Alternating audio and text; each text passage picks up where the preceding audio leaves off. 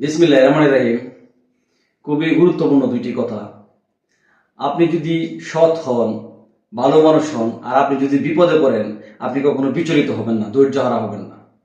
আপনি ধৈর্য ধরুন, কারণ বিপদ আপদ একটা বড় নিয়ামত। বিপদ মানুষকে আপন মানুষ চেনায়, বিপদ মানুষকে প্রতিবেশী চেনায়, বিপদ মানুষকে বন্ধু চেনায়, বিপদ মানুষকে চিরচেনা সেই মুখগুলোকে চেনায়, যাদের সাথে আপনি প্রতিনিয়ত চলাফেরা করতেন, যাদেরকে নিয়ে আপনার দিন রাত যাদেরকে নিয়ে অতিবাহিত করতেন, তাদের আসল রূপটা বেরিয়ে আসে আপনি বিপদে পড়লে। আসলে বিপদে পড়লে বোঝা যায় কোনটা মুখ আর কোনটা মুখোশ। আরেকটা জিনিস আপনি খেয়াল করলে দেখবেন, আপনি আপনার দক্ষতার কারণে, আপনি আপনার নিজের অ্যাক্টিভিটিসের কারণে আপনি জনপ্রিয়।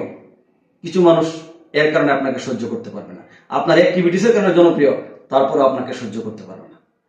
আবার আপনি আপনার যোগ্যতা আছে, এটা নিয়ে কিছু মানুষ আপনাকে অহংকার করবে। তাই বলে আপনি তাদের কোনো ক্ষতি করেছেন, আপনি তাদের বিরুদ্ধে গেছেন, এরকম না, এমনিতেই সহ্য করতে পারবে না। আবার অনেকে আছে, আপনি ব্যবসা বাণিজ্য করে উন্নতি করেছেন, কিছু মানুষ আপনাকে সহ্য করতে পারবে না। আসলে এই দিকে তাকাবেন না, আপনি শুধু ধৈর্য ধরবেন, সৎ থাকবেন, তাহলে আপনি সামনের দিকে এগিয়ে যেতে পারবেন। গত রাত আমার এক স্টুডেন্ট, সে তার একটা ওপিনিয়ন ব্যক্ত করলো। সে বিভিন্ন মানবিক কাজ করে, সামাজিক কাজ করে, কিন্তু তার এটা কিছু মানুষ সহ্য করতে না পেরে তার বিরুদ্ধে মিথ্যা অপবাদ দেওয়া শুরু করছে। আসলে সে কারো ক্ষতি করে নাই, সে মানুষের উপকার করে, মানবিক কাজ করে, সামাজিক কাজ করে, কিন্তু সমস্যা হলো তার জনপ্রিয়তা দেখে তার প্রতি ঈর্ষান্বিত হয়ে অনেকে অপবাদ দেওয়া শুরু করে। আসলে এগুলি থেকে দূরে থাকবেন। আপনি নিজে মানবিক কাজ করেন, সামাজিক কাজ করেন, তাহলে আপনি তো তার মধ্যে হতে পারবেন। একজনের পিছনে কেন লেগে থাকেন? আর এই দুইটা কথাই আপনার সবসময় মনে রাখবেন, বিপদ আপদ বড় একটা নিয়ামত।